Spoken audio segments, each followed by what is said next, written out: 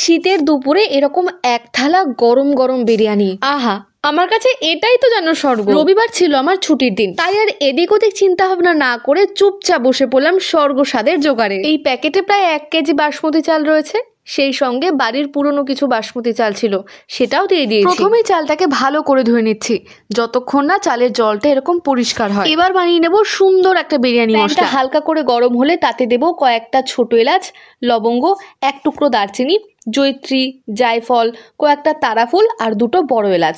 আর হ্যাঁ, সেই সঙ্গে সাজিরে আর সামরিচ, এই দুটো কিন্তু মাস্ট। মশলাগুলো ভাজা ভাজা হয়ে আসলে দিয়ে দেবো 1 চামচ ধনে গুঁড়ো আর 1/2 চামচ গোলমরিচ গুঁড়ো।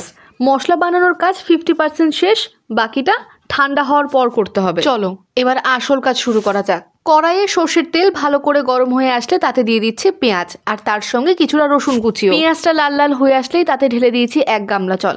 এবার এতে কিছুটা লঙ্কার গুঁড়ো, হলুদ আর পরিমাণ মতো নুন দিয়ে আলুটাকে দিয়ে দিয়েছি। এটাকে পেঁয়াজের রস বলে। এটাকে একটু সুগন্ধি করতে দিয়ে দিচ্ছি 2 ফোঁটা মিঠা আতর। এবার আলুটা সেদ্ধ হওয়ার জন্য ঢাকা চাপা দিয়ে রেখে দেব। এদিকে মশলাগুলো ঠান্ডা হয়ে গেছে, তাই একবার মিক্সিতে ব্লেন্ড করে নেব। এবারে তৈরি করতে হবে বিরিয়ানির চালটা। গ্যাসের উপর চাপিয়ে দিয়েছি 1 হাঁড়ি জল। চালগুলো যাতে দলা পেকে না যায় সেই জন্য দিচ্ছি সাদা তেল, সেই সঙ্গে দিচ্ছি গোটা গরম মশলা আর অনেকটা পরিমাণে নুন। ঢাকনা না খুলতেই যা সুন্দর গন্ধ বেরিয়েছে না, গোটা ঘর বিরিয়ানি বিরিয়ানি করছে। আলুগুলো সিদ্ধ হয়ে গেছে, তাই পেঁয়াজের রস থেকে আলুগুলো বেছে বেছে তুলে নিচ্ছি। রসের মধ্যে এক এক করে ছেড়ে দিচ্ছি মাংসগুলো। মাংসর টেস্টটা যাতে আরো ভালো হয় সেই জন্য দিচ্ছি গুঁড়ো মশলাটা। এই দেখো, তোমাদের সঙ্গে কথা বলতে বলতে হাঁড়ির জলটাও ফুটে উঠেছে। এবার খুব সাবধানে ভিজিয়ে রাখা বাসমতি চালটা হাঁড়ির মধ্যে দিয়ে দেবো। ভাতটা তো বসিয়ে দিয়েছি, এবার করতে হবে পরের কাজটা। একটা ছোট বাটিতে কিছুটা দুধ নিয়ে তার উপর খোয়া ক্ষীর গ্রেট করে সেটা ভালো করে মিশিয়ে নিচ্ছি। এরপর আর একটা ছোট বাটিতে নিয়েছি বড় চামচে 2 চামচ নর্মাল জল, 1 চামচ কেওড়া জল, 1/2 চামচ গোলাপ জল